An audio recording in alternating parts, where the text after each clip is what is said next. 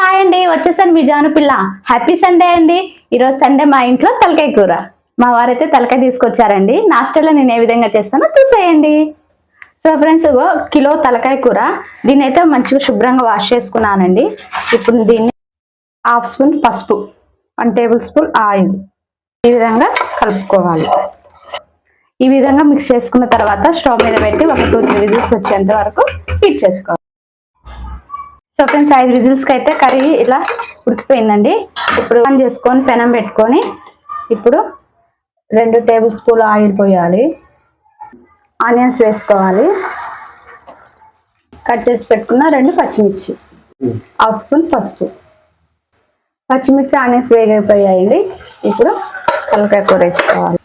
ఈ విధంగా మొత్తం వేసేసుకొని కలుపుకోవాలి.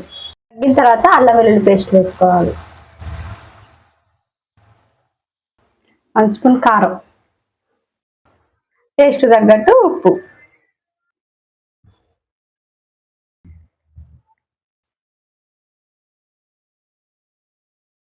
One spoon masala.